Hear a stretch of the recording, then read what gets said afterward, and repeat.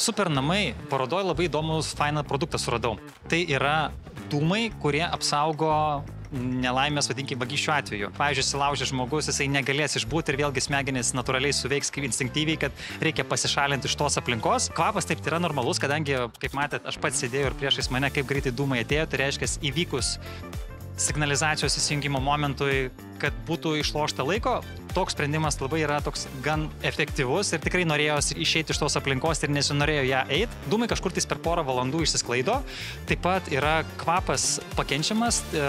Įdomus momentas, kad gyvūnai, jie natūraliai slėpsis nuo nulio matomumo, bet tai nėra kažkoks tai žalingas. Taip pat galima šitą sprendimą įsidiegti į rekuperacinę sistemą. Užtrunka daugiau laiko, kol suvaikščios, bet, kaip matot, yra galima integruoti į kolonėlės arba kitokius sprendimus, gal netgi paslėpti lubose. Tai yra kaip viena kardomųjų priemonių, iki kol sureaguos apsauga ar atvyks pagalba iš šalies. Yra vienas įdomus sprendimas, tai yra su baterija, jisai pusę metų gali būti įdėtas į kemperį ar į sunkvežimį ar kitas transporto priemonės ar netgi laivus.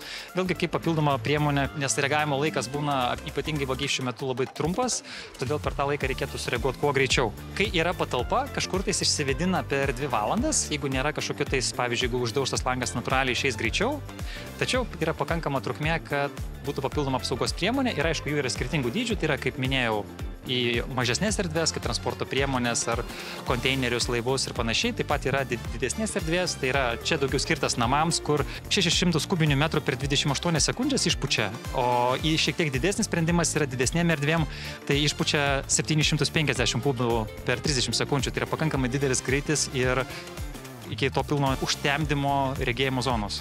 Nepalieka pėdsakų, žinoma, nepalieka kažkokių tais dėmių, yra saugus naudoti. Teko girdėti vieną ausim, kad būna, kad klientai dažnai juos užpildo ir apsaugos tarnyba ir klausia, kodėl, ar vyko negi tiek įsilaužimų, tai kažkas šventės susiorganizuoja, kažkas per kažkokias progas parodyti savo draugams ir tokia kaip pramoga naudoja. Tai aišku, greičiausiai tai nerekomenduotina, bet vėlgi, tai, kadangi tai yra nežalinga sveikatai, nei savo, nei gyvūnam, taip pat gali būti sąlytis su maistu, tai kaip ir kažkas tai panaudoja kaip pramogų objektą. Bet tačiau tai yra apsaugos priemonė, tai Baldumaestro iš apžvalgos.lt. Jeigu turėsit klausimų, pakomentuokit, susiradę šį epizodą, kamputyje matysit numerį, ateikit į tinklalapį ir pabendraukim.